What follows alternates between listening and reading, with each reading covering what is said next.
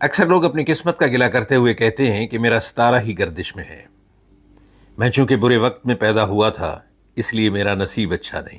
عزیزان گرامی، اگر آپ کو ہمارا یہ چینل پسند آئے تو اسے سبسکرائب ضرور کیجیے گا اور اپنے دوستوں کو بھی شیئر کر دیجیے گا تاکہ ہماری ہر نئی آنے والی ویڈیو آپ تک فوراً پہنچ سکے۔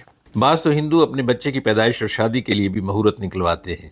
اب بچے چونکہ سیزیرین آپریشن سے ہو رہے ہیں تو ان کی پیدائش کا لمحہ بھی دیکھ کر ان کو ماں کے پیٹ سے نکالا جا رہا ہے تاکہ وہ خوش قسمت بن جائیں۔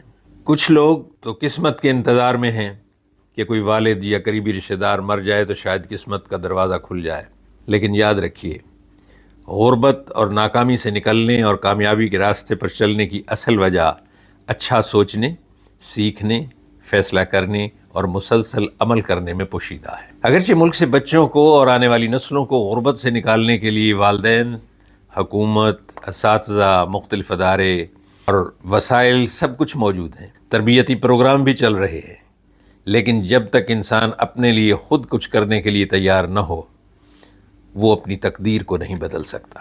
اس کے لیے کوئی بھی تدبیر بھی کارگر ثابت نہیں ہو سکتی۔ یہ ایک ایسی تلخ حقیقت ہے جسے اکثر لوگ ماننا ہی نہیں چاہتے۔ دنیا میں قسمت ایک مرتبہ تو کم از کم ہر شخص کو موقع دیتی ہے۔ ہم نے بہت سے لوگوں کو دیکھا کہ ان کو مواقع بھی ملے، وسائل بھی ملے، مگر وہ ان سے فائدہ نہ اٹھا سکے کیونکہ ان کے اندر مثبت سوچ، ارادہ، عزم اور عمل کی آگ موجود ہی نہیں تھی۔ یہ بات درست ہے کہ کسی شخص کو اللہ تعالیٰ کی سب نعمتیں مفت مل جائیں تو وہ ان کی بے قدری کرتا ہے، ہر شے کو گرانٹڈ لیتا ہے، اور وہ چیزیں قدرت ان سے جب چھین لیتی ہے پھر پچھتاوا ان کا ہمیشہ مقدر بن جاتا ہے۔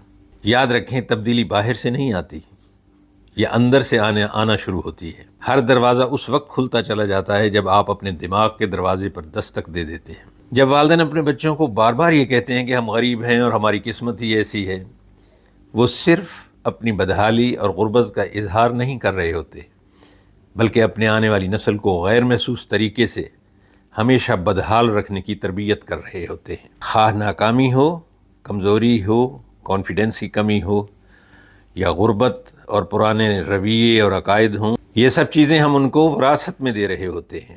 ہم اور ہمارے تعلیمی ادارے اپنے بچوں کو اور نوجوانوں کو آگے بڑھنے کی بجائے فائنانشیل ایجوکیشن اور مالی معاملات سمجھانے کی بجائے ان میں زندگی بدلنے کا شعور پیدا کرنے کی بجائے انہیں صرف اپنے جسم اور روح کا رشتہ برقرار رکھنے کی تعلیم و تربیت فراہم کر رہے ہیں۔ غریب ہونے کی نشانی صرف دولت کی کمی نہیں ہوتی بلکہ امید کے خاتمے کو بھی غربت کہا جاتا ہے۔